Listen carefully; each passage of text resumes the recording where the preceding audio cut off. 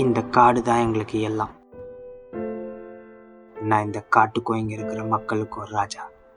என் பேரு டெத். கொள்ளையர்கள் காட்டோட வளத்தை திருட முயற்சி செய்யும் போது எங்க தாத்தா அதை தடுத்து நிறுத்தினார். எங்க தாத்தாவோட வீரத்தையும் போர் யுக்தியையும் கண்டு பயந்து ஓடின கொள்ளையர்கள் போகும்போது அவருக்கு கொடுத்த பட்டம் தான் டெத். அந்த பட்டமே எனக்கு பேரா மாறுச்சு. எங்க தாத்தாக்கு அப்புறம் எங்க அப்பா, எங்க அப்பாவுக்கு அப்புறம் இந்த காட்டையும் வளங்களையும் மக்களையும் காப்பாற்றுற பொறுப்புல இப்போ நான் அரசன் தான். ஆனா சிற்றரசன். இந்த காட்டை தாண்டி எதிரிகள் உள்ள போயிடக்கூடாதுன்றதுக்காக அமைக்கப்பட்ட ஒரு சிற்றூரின் அரசன் தான் நான்.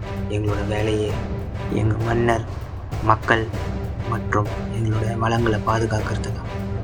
நாங்கள் வாழுற இந்த இடத்துல கணக்கிட முடியாத அளவுக்கு செடி, கொடி, மரம் போன்ற எல்லாத்துலேயும் மருத்துவ குணங்கள் நிறைந்திருக்கு. அது கூட ரொம்ப முக்கியமான ஒரு வளம் இங்கே கொட்டி கிடக்கு. அதுதான் தங்கம். அதை அபகரிக்கத்தான் கொள்ளையர்கள் ஒரு முறையும் நாங்கள் பார்க்காத ஏதோ ஒரு ஆயுதங்களை எடுத்துட்டு வருவோம். ஆனால் அவங்களுக்கு கிடைக்கிறதெல்லாம் தோல்வி மட்டும்தான். ஆனால் இந்த முறை நாங்கள் யாருமே எதிர்பார்க்காத ஒரு வித்தியாசமான ஆயுதம். அதுதான் துரோகம். ஒரு வெளியாள், அவன் பேர் மார்க்கஸ்.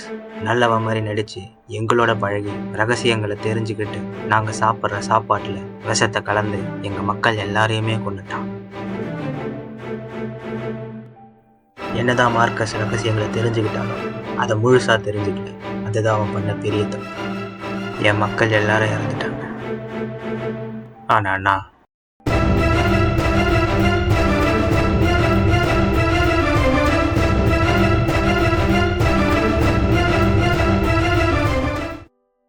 எங்கள் வழக்கப்படி 2 முறையில் நாங்கள் ராஜாவை தேர்ந்தெடுப்போம்.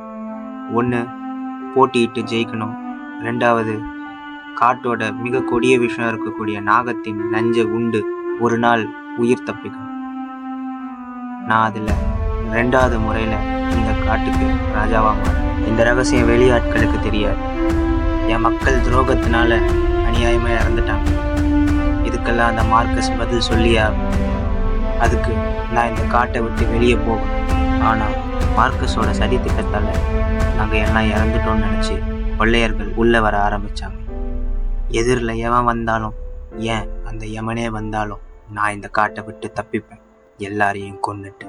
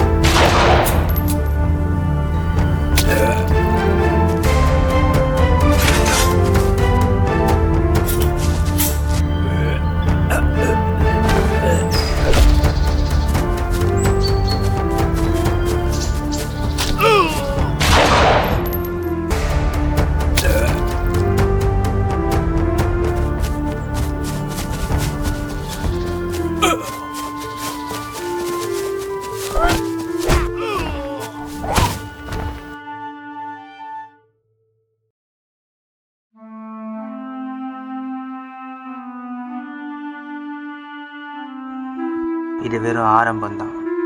இனி நான் போகிற பாதை எங்கோ ரத்தம் நிறைஞ்சிருக்கும்.